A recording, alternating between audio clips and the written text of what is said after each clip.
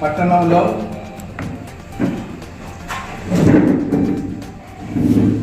బహుజనులందరూ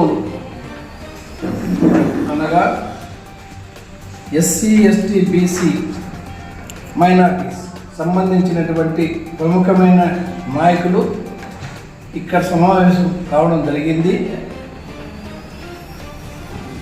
వాళ్ళ అజెండా ఏంటంటే, మనకు ఈ దేశానికి స్వతంత్రం వచ్చి ఇప్పటికి 75 సంవత్సరాలు జరిగినా బడుగు బలహీన వర్గాల వారు అత్యాచారాలకు గురవుతూనే ఉన్నారు. మనకు రాజ్యాంగం ఇచ్చినటువంటి హక్కులు ఈరోజు కూడా వాళ్ళు అనుభవించుకోవడం లేదు. వాళ్ళు ఈ సమాజానికి దూరంగానే నెట్టివేయబడ్డారని ఒక రకంగా చెప్పుకోవచ్చు. 86% ఉన్నటువంటి బడుగు బలహీన వర్గాల వాళ్ళు రాజ్యాధికారానికి దూరమై రాజ్యాంగం ఇచ్చినటువంటి హక్కులు వాళ్ళు పొందలేకపోతున్నారు. ఎవరైతే 14% జనాభాలో ఉన్నారో వాళ్ళు ఈ దేశాన్ని పరిపాలిస్తూ ఈ బడుగు బలహీన వర్గాల వాళ్ళని అణగదొక్కుతూనే ఉన్నారు. కాబట్టి దీనిపైన స్పందించినటువంటి బడుగు బలహీన వర్గాలకు సంబంధించినటువంటి నాయకులు ఎవరైతే ఉన్నారో వాళ్ళందరూ కూడా అప్రమత్తమై ఈ సమావేశాన్ని మొట్టమొదటిగా ఏర్పాటు చేసుకొని వారు ఒక నిర్ణయానికి రావడం జరిగింది. వారి మధ్యలో ఉన్నటువంటి ఆశయం ఏమిటంటే, భారత్ బహుజన ఫ్రంట్ అనేది ఒకటి ఏర్పాటు చేసుకొని అనంతపురం జిల్లాలో అది మొదలుపెట్టి దీనికి సంబంధించినటువంటి నాయకులు ఎవరైతే ఉన్నారో వాళ్ళందరూ కూడా ఏకస్తులై పార్టీలకు అతీతంగా రాజకీయాలతో సంబంధం లేకుండా బడుగు బలహీన వర్గాల వారికి జరుగుతున్నటువంటి అన్యాయాలను చర్చించుకుంటూ ప్రజలను చైతన్యపరుస్తూ వాళ్ళలో మార్పు తీసుకొచ్చి మనము ఇప్పటికైనా మేల్కోకపోతే ఇక 100 సంవత్సరాలైనా కూడా మనకు అన్యాయం జరుగుతూనే ఉంటుంది. రాజ్యాంగంలో ఉన్నటువంటి ప్రొవిజన్స్ ఏవైతే ఉన్నాయో అది పుస్తకాలకే పరిమితమైపోతాయి. మనం న్యాయం పొందడానికి అవకాశం ఉండదనేటువంటి నిర్ణయానికి వచ్చి ఈ విధమైనటువంటి నిర్ణయాన్ని తీసుకున్నారు. ఈ బహుజన ఫ్రంట్ అనేది అంటే భారత్ బహుజన ఫ్రంట్ అనేది ఒకటి ఏర్పాటు చేసుకొని దాంట్లో అందరూ కూడా అన్ని కులాలకు సంబంధించిన వాళ్ళు, ముఖ్యంగా బడుగు బలహీన వర్గాలకు సంబంధించిన వాళ్ళు అందరూ సభ్యులుగా ఉంటూ నాయకులను వాళ్ళు ఏర్పాటు చేసుకొని వారి ద్వారా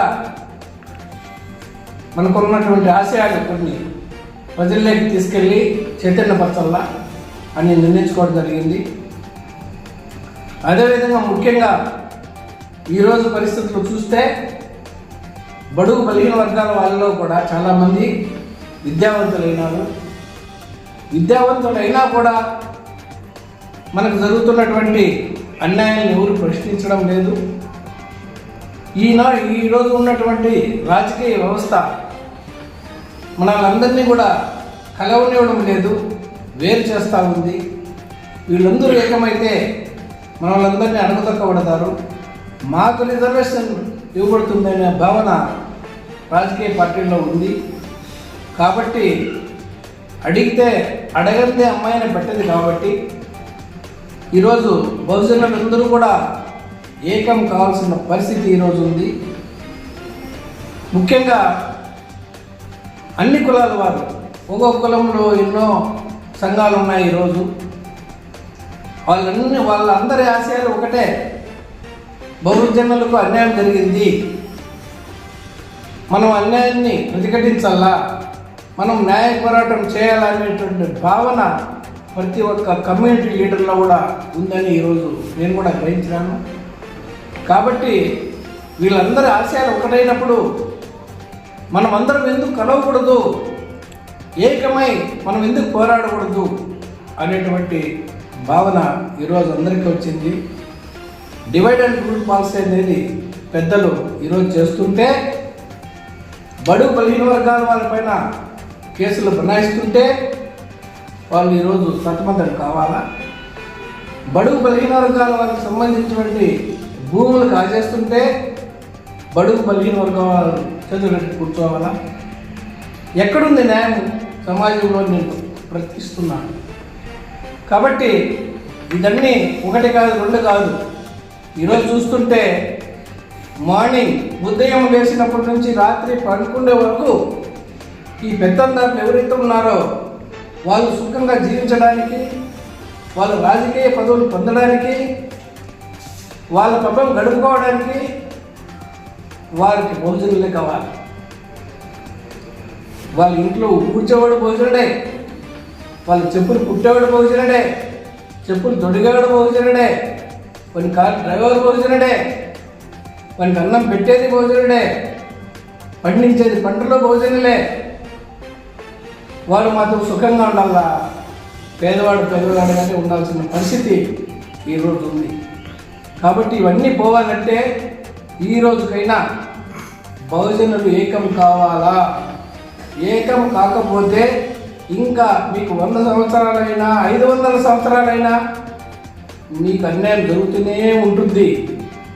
కాబట్టి ఈరోజు ఇక్కడ వచ్చినటువంటి పెద్దలు ఎవరైతే ఉన్నారో వీరు ఒక మార్గాన్ని ఎంచుకుంటున్నారు. ఆ మార్గాన్ని మీరందరూ కూడా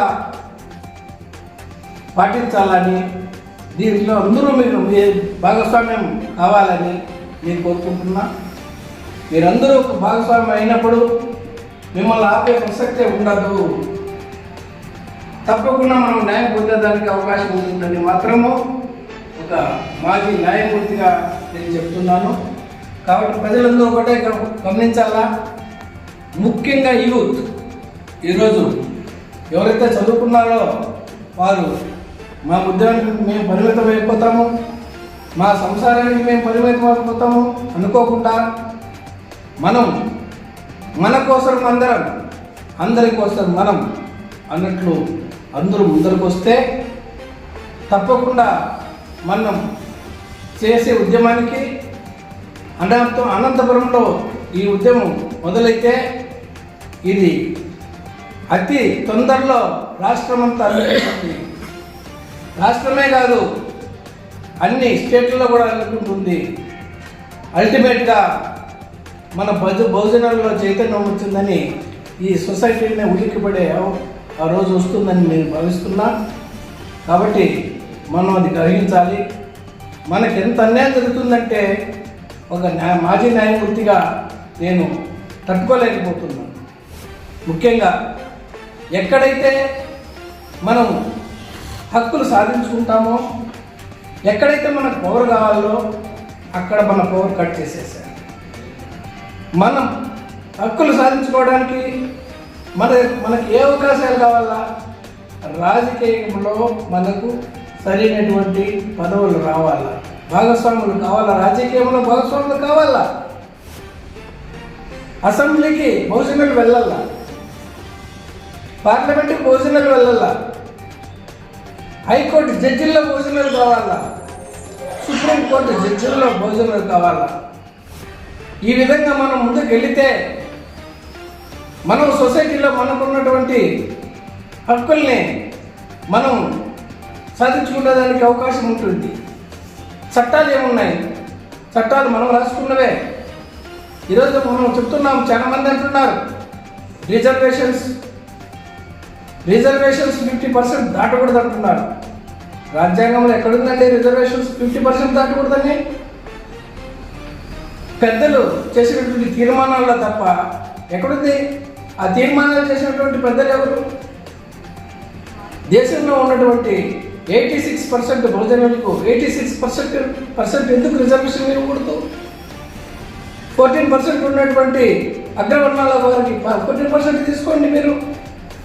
అట్లా కాకుండా ఈరోజు ఎన్నో ఆంక్షలు పెట్టి మనల్ని మభ్యపెట్టి ఎక్కడైతే మనం అధికారులు కావాలనో అధికారాన్ని మనకి ఇవ్వడం లేదు. అందుకని వాళ్ళే చట్టాలు తీసుకుంటున్నారు, వాళ్ళే దాన్ని అమలు చేసుకుంటున్నారు. మనం ఏదన్నా క్వశ్చన్ చేస్తే తప్పుడు కేసులు పెడుతున్నారు, జైలు పంపిస్తున్నారు. ఒక్కసారి భోజనంలో ఆలోచించాలి. ఈరోజు జైలుకి వెళ్ళండి. నేను న్యాయమూర్తిగా జైలు విజిట్ చేశాను, చాలా జైలు విజిట్ చేశాను. జైల్లో 95% భోజనంగా ఉంటారు. శిక్షలు పడేది 95% భోజనంగా ఉంటుంది. మరి భోజనాలు తప్పు చేసినారా? ఒకసారి తీవ్రంగా ఆలోచించండి. ఎవరైతే ఈరోజు జైల్లో ఉంటున్నారో, ఎవరైతే ఈరోజు తప్పులు చేస్తున్నారో భోజనాలు, ఒక్కసారి ఆలోచించండి. మీకోసం మీరు చేస్తున్నారా? మీ కుటుంబం కోసం మీరు చేస్తున్నారా? ఎవరికో అధికారం కోసం మీరు తప్పులు చేస్తున్నారు. మీరు జైలుకి పోతున్నారు. మీ కుటుంబాలను వీధి పాలు చేస్తున్నారు. మీ పిల్లలకు చదువులు దూరం చేస్తున్నారు. అది ఆ విధంగా మీరు కష్టపడుతూ ఎవరికో మిమ్మల్ని మీకు సహాయం చేసే వాళ్ళని గద్దెనెక్కిస్తున్నారు. కాబట్టి ఇవన్నీ కూడా మీరు అప్రమత్తం కావాల్సిన అవసరం ఉంది. కాబట్టి ఈరోజు ఒక సోదరుడు ఈ నినాదాన్ని తీసుకొచ్చాడు. భారత్ బహుజన ఫ్రంట్ అనేది ఏర్పరచాలనేటటువంటి నినాదాన్ని తీసుకొచ్చాడు. ఆయన మా మధ్యగా పెద్దగా చదువుకున్నాడు కాదు. అతన్ని పూర్తిగా నేను అభినందిస్తున్నా. ఈ సందర్భంగా ఈ నెల 20వ తారీఖున ఆర్ఎన్బి గెస్ట్ హౌస్లో బహుజనుల కోసం ఉదయం 10 గంటలకు సమావేశాన్ని ఏర్పాటు చేస్తున్నారు. ఈ సమావేశానికి అన్ని కులాల నాయకులు ఎవరైతే బహుజనుల కోసం నిజంగా పోరాటం చేయాలనుకుంటున్నారో, ఎవరైతే రాజకీయ నాయకులకు ఒత్తాసు పలకకూడదు అనుకుంటున్నారో, వాళ్ళ దగ్గర బానిసలుగా బతకూడదు అనుకుంటున్నారో, నీ సమాజం కోసం, నీ ప్రజల కోసం, నీ మిత్రుల కోసం, నీ బంధువర్గం కోసం, మీ హక్కులు మన హక్కులు సాధించుకోవడం కోసం మంచి మనసుతో ముందుకు రావాలనుకుంటున్నాను. వాళ్ళు చదువుకుంటే వాళ్ళు కావచ్చు, చదువు రాని వాళ్ళు కావచ్చు, ఆడవాళ్ళు కావచ్చు, మగవాళ్ళు కావచ్చు, అలా రెండు కాని వాళ్ళు కూడా కావచ్చు.